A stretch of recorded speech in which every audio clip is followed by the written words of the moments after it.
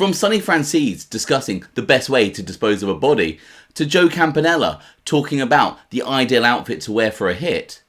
Over the years, whether it be from testimonies or wiretaps, various mobsters have been heard outlining the different aspects of a gangland murder. From the planning, to the execution, to the cleanup. Let's check out a few examples.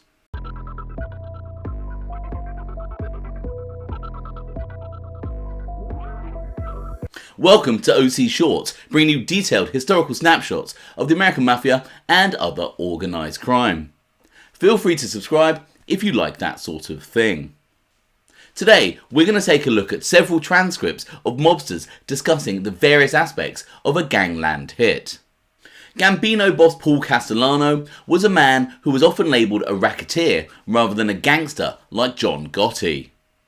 And when we look at the conversation he had with veteran mobster Joseph Piney Armone, we see that there appears to be some logic to his measured approach when it comes to deciding whether to kill a man or not. Look, when we sit down to clip a guy, we have to remember what's at stake here. There's some hazards. Guys forget that. They get a guy behind in his vig payments, they get a hard on about it.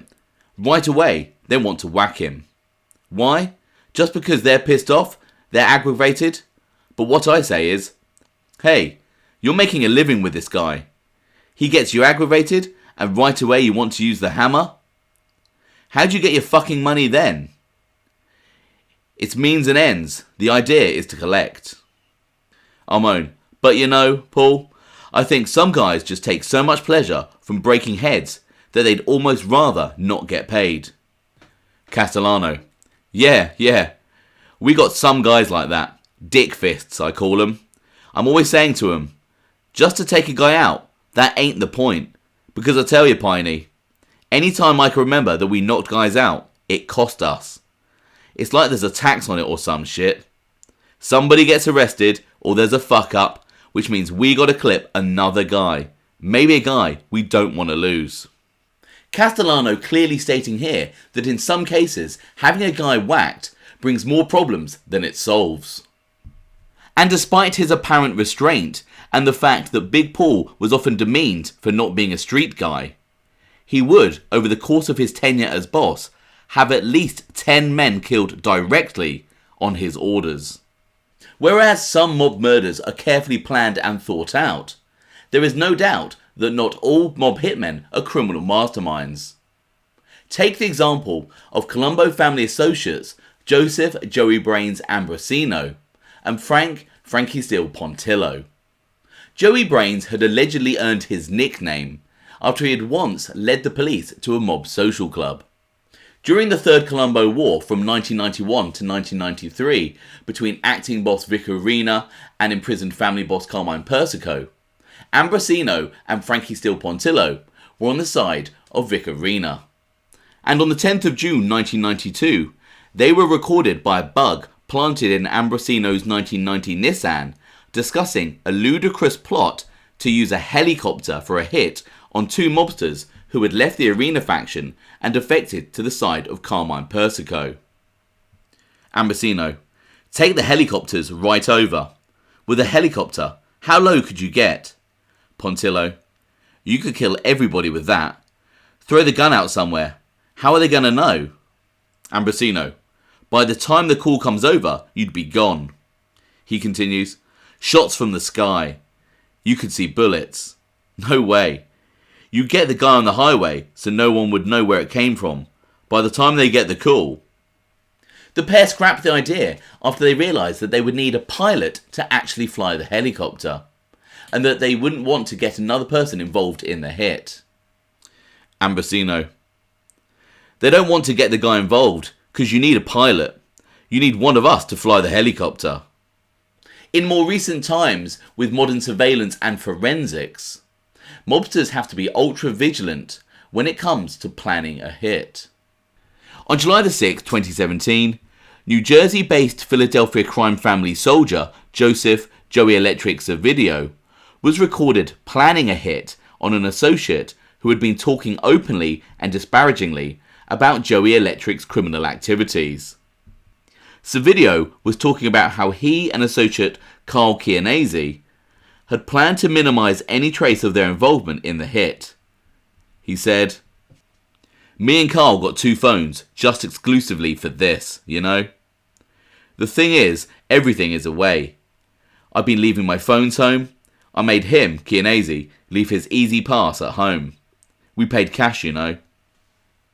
In another recording in December 2016, the year before, Joey Electric's video is recorded trying to buy a revolver, because that weapon is generally considered better with regards to counter-forensics. So video. Does he got any revolvers? Like a 32? 38? Undercover agent. Just like something you put on, like a foot, or something to just have. So video.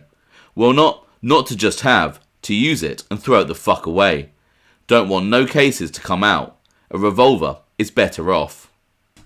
After Colombo mobster Joseph Joe Campi Campanella became a government witness, he schooled his FBI handlers in how the Colombo crime family dressed for a hit, and the different precautionary measures they took, all of which he would state was standard procedure.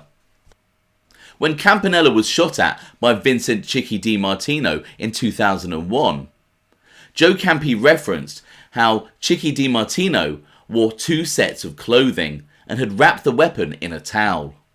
He stated, "The shooter wore the extra clothing and wrapped the gun to minimise gunpowder residue." He would later state to his handlers about the protocol after a hit. The vehicle used in a hit would then be met by 2 more vehicles. The shooter would take off the extra clothes and dump them with the gun in one car, while he would be driven away in the other. The gun and the clothes would then be disposed of while the shooter escaped. The driver of the vehicle used in the hit would be on his own, and all the participants would go their separate ways. In Philadelphia in 1993, John Stanfa was famously loose-lipped when discussing his plans to murder Joey Merlino and his friends Mikey Ciancaglini and Gaeton Lucibello. In this April the 29th wiretap, Stanfa is talking with Sergio Battaglia about what they have in store for Skinny Joey. Stanfa: "We got a good shot, fine. We no got a good shot, we wait. We got to be real careful." Battaglia: "Beautiful, kill 'em, fuck 'em, kill 'em right there.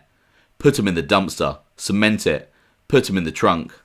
One of 'em, maybe we'll take to New York, one down to Delaware. We spread 'em out." Stanfa: "We put a little concrete, see, they got already mixed concrete, in the bag, already mixed. Soon as we do it, we put it over there.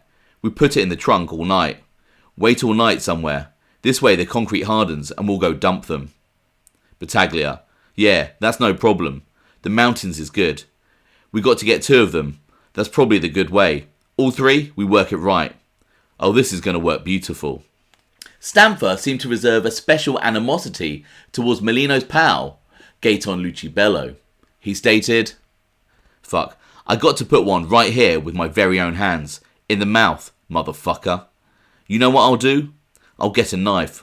I'll cut out his tongue and we'll send it to the wife. That's all. We put it in an envelope, put a stamp on it." In Milwaukee, in late July 1978, mob boss Frank Balistrieri was in a meeting which included Bonanno family soldier Benjamin Lefty Ruggiero, when Balistrieri mentioned August Palmisano, a mobster who had been killed in a car bombing earlier that month. Balistrieri said, "He called me a name to my face, and now they can't find his skin." Over in Boston, Patriarca family captain Illario Zannino is talking with family underboss Gennaro Angiuelo about the Angelo Bruno hit. Zannino is recorded discussing how he handles taking someone out. "If you're clipping people, I always say make sure if you clip people, you clip the people around him first. But get them together, because everybody's got a friend, Jerry. He could be the dirtiest motherfucker in the world. But someone that likes this guy, that's the guy that sneaks you. You don't even know it." Colombo soldier Dominick Little Dom Cataldo regaled Gambino mob associate and future informer Joseph Joe Dogs Iannuzzi about how he murdered a Lucchese mobster and his associate called Johnny, who was the man who had set up his mob superior. After murdering the Lucchese mobster, Cataldo had Johnny dig the grave for the body. I drove the car as close as I could get to the hole, then John and I carried the fat fuck up and threw him in. "Oh shit, Johnny," I says. "I forgot to take his watch off, his ring and his dough. No sense in burying them." So Johnny says he would go and get them. He jumps in the hole, and I shot him too. Put the lime in, and then the dirt, and then the seed. But I had a lot of dirt to spread around, because I had a 2-story job there. Obviously, burying a body isn't the only way of disposing of a victim's corpse. John Sonny Franzese, the then aging Colombo family powerhouse, was caught on a wiretap talking with associate Guy Furtado about how times had changed with regards to mob hits. "I killed a lot of guys. You're not talking 4, 5, 6, 10. Today, you can't have a body no more. It's better to take that hour and a half, an hour, to get rid of the body, than it is to leave the body on the street." Franzese would then go on to say that the best way to get rid of a body was by dismembering the corpse in a kiddie pool and drying the severed body parts in a microwave, before stuffing the parts in a commercial grade garbage disposal. Anyway, just a quick one today. I hope you found that interesting. Thanks for watching.